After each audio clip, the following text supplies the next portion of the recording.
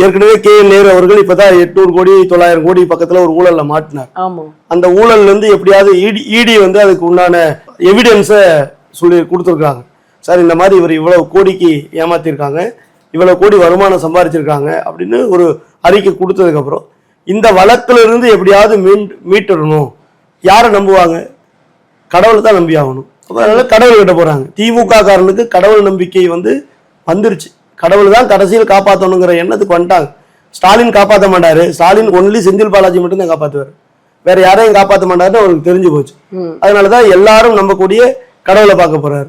சரி, இங்க நம்ம பண்ண பாவத்தை கழிக்கலான்னு திருப்பதிக்கு 44 லட்சம் கொடுக்குறாரு. ஆனால் கடவுள் ஃபர்ஸ்ட் நிறைய கொடுப்பாரு, கடைசியில் கை விட்டுருவாருங்கிறதா ஒரு இது.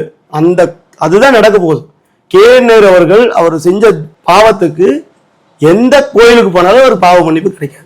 அவருக்கு ஒரே இடம் தான் பாவ மன்னிப்பு கிடைக்கிற இடம், திகார் ஜெயில் இருக்கும். திகார் ஜெயில் தான் ஒரு பாவ மன்னிப்பு கிடைக்கக்கூடிய